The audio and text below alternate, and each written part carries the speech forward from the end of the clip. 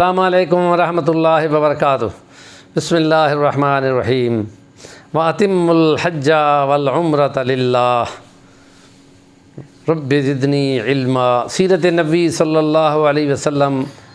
معیار ہے، نمونہ ہے، مثال ہے، اور اس میں نبی کریم صلی اللہ علیہ وسلم نے اپنے حج کے سلسلے میں جو تعلیمات دی ہیں وہ سب کے سامنے ہیں، اور اس میں نبی کریم صلی اللہ علیہ وسلم نے حج 9 ہجری میں فرض ہوا تھا، پردے کے احکام 4 ہجری میں آئے تھے، اور نمازیں 2 ہجری میں فرض ہوئی تھیں، اور جنگ کا حکم 1 ہجری میں ہی آ گیا تھا، اور یوں ترتیب سے دھیرے دھیرے کر کے مصلحت اور وقت کے حساب سے خدا نے احکام اتارے ہیں۔ یک بارگی نہیں اتارے، اس لیے کہ بندوں کو بوجھ ہو جائے گا، تکلیف ہو جائے گی، اور خدا کہتا ہے کہ ہم احکام ایک بارگی اور تنگ کر کے نہیں دیتے۔ اور اس سلسلے میں ہم یہ کہتے ہیں کہ حج کے 3 فرض ہیں، ان 3 فرضوں میں سب سے پہلا ہے نیت کرتے ہوئے احرام باندھ کر، غسل کر کے احرام باندھ کر تلبیہ پڑھنا۔ یہ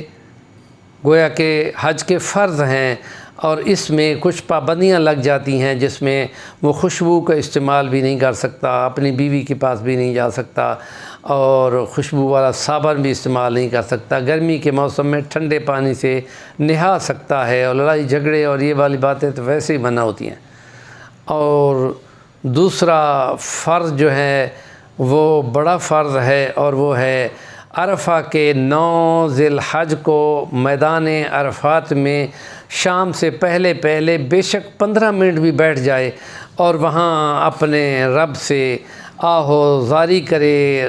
اپنے گناہوں کی توبہ کرے، اور خوب گڑ گڑا کر توبہ کرے، اور گناہوں کو معافی حاصل کرنے کی پوری تگ و دو کر لے۔ اور یہ رکن اعظم ہے حج کا، اور اس میں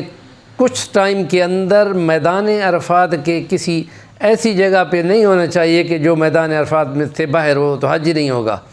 تو اس لیے اس کے حدود کے اندر ہونا بہت لازمی ہے۔ اور وہاں پہ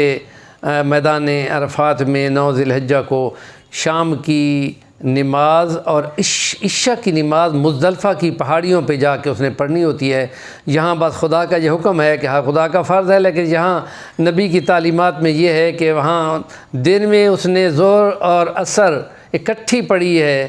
اور یہ جو پڑھنی ہے یہ میدان عرفات سے نکل کے مزدلفہ کے مقام پہ جو رات گزارنی ہے، کھلی زمین پہ پہاڑیوں پہ، اور وہاں نمازیں ادا کرنی ہیں، اور پھر آہوزاری کرنی ہے اور رونا ہے۔ اور تیسرا فرض جو ہے وہ حج زیارت ہے، طواف زیارت ہے، کہ جس میں اس نے اپنا وہ جب تک کہ وہ نہ کر لے گا بیوی اس کے لیے پابندیوں کا شکار رہے گی، اور وہ بیوی کے پاس نہیں جا سکے گا۔ ہاں، عورت اگر اس سلسلے میں اپنے مخصوص ایام میں پھنس جائے تو وہ تو وہاں جا نہیں سکتی، تو اس کو اس سلسلے میں اس کے کوئی اور بھی طواف میں سے کہ ایک طواف جو ہے وہ اس کا متبادل کر دیا جائے گا۔ یہ خدا کی مہربانی ہے کہ اس نے یہ دین آسان دیا ہے، اور اس لیے اس میں یہ